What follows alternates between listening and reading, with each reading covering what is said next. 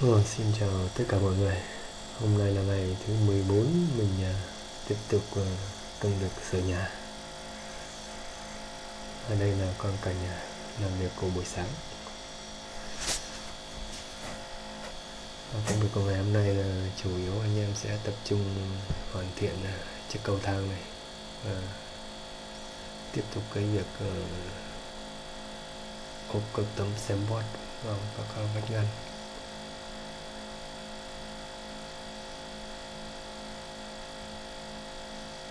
Ngày hôm nay cũng chỉ có nhóm thợ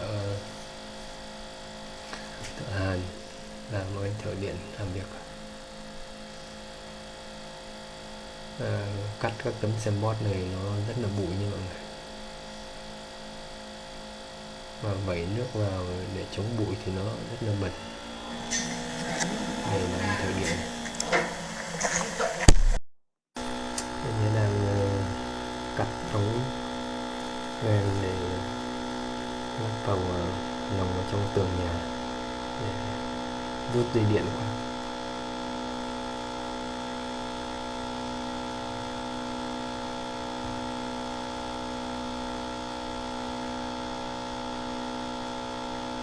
Đã lắp được khá nhiều các tấm xem bót rồi. Hy vọng là hôm nay là sẽ lắp được khoảng 2/3 vách ngăn giữa các phòng ở dưới tầng trệt.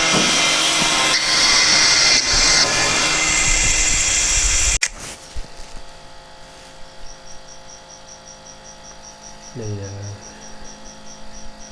một anh thợ đang phải lắp tấm xem bót vào vách ngăn giữa các phòng ở dưới tầng trệt. Và đây cũng là một anh thợ hàn, nhưng vì anh này thì rất là đa năng, mộc rồi là hàn xì, cơ khí, nhưng mà anh làm được hết. Không giỏi lắm nhưng mà điều gì cũng làm được. Và đây là mình đang cắt tấm xem bót rất là bụi.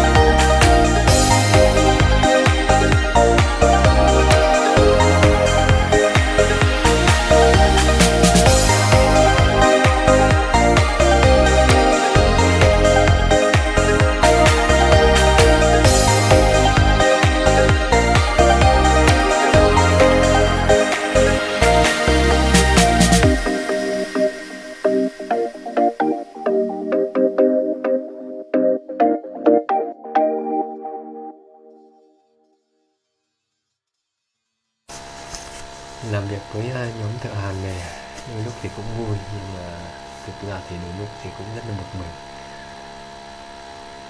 Các anh hầu hết là tuổi đều còn trẻ cả, và mỗi người một ý.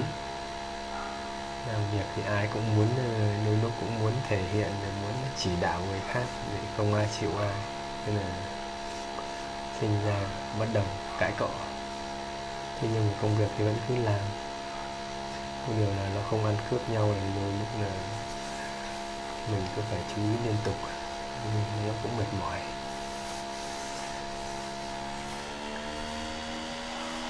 Hoạt động sửa chữa nó có tiếng ồn nó rất là nhiều, máy cắt, máy cưa, máy bào ầm ĩ cả lên, cộng với tiếng người cãi cọ nhau nữa, thì đôi lúc nó làm mình phân tán tư tưởng, và nó cũng làm cho mình mệt mỏi thêm.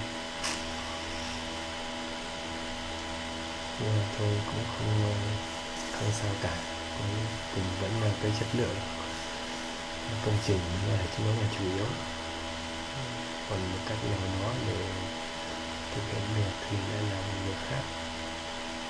Nhưng người ta tranh luận cũng để đi đến một cái đích cuối cùng, làm sao cho nhanh, làm sao mới có chất lượng thôi. Nhưng thực ra thì người ta cũng không phải là xấu xa gì khi mà thể hiện cái bất đồng để cãi cọ nhau. Đấy thì cho nên là cũng rất dễ thông cảm thôi.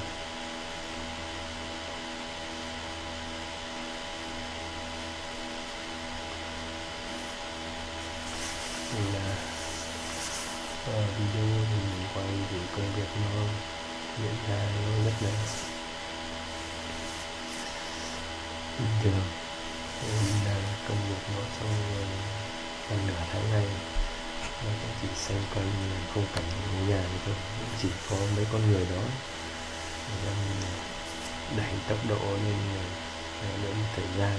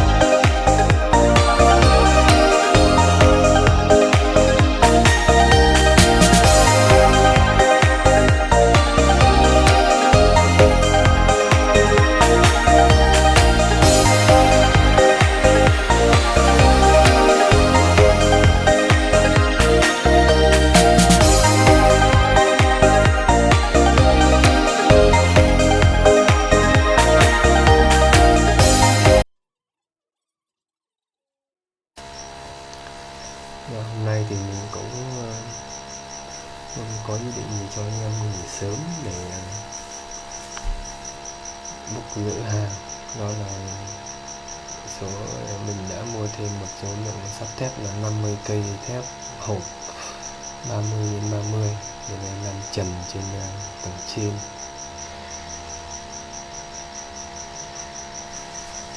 Và đây là anh đang lắp tầng ốp trong phòng phía ngoài bên tay phải ngôi nhà. Đến tầng trệt này thì mình sẽ chia làm hai phòng ngủ và một phòng khách. Đây là phòng của tầng này thì mình sẽ cho em nghỉ để đi ra cả bốc dễ hàng ngày đây. Mình sẽ quay lại cảnh cái sự thay đổi sau một ngày làm việc để chữa ngôi nhà này. Đây là tấm ngôi này là mình đã lắp được cả trong lẫn ngoài, lúc ngăn giữa hai phần. Mình đã ra được cả hai mặt. Phần phía trong này thì rất là một phần. Đây mình di chuyển hết đồ đạc, quần áo mình để sang phía phòng khách. Còn đây cầu thang này thì rất là đơn đề. Hôm nay mình đã phải mua thêm một cái lưỡi cưa mới để lắp vào cái cưa tay này. Cắt xẹt những miếng cho mỏng đi, lắp vừa với lại cái bậc cầu thang. Và vẫn còn là 3-4 bậc nữa chưa hoàn thiện. Cái khi bếp này thì cũng đã bắt đầu cho dụng các kênh dầm thép để chuẩn bị cho một mái.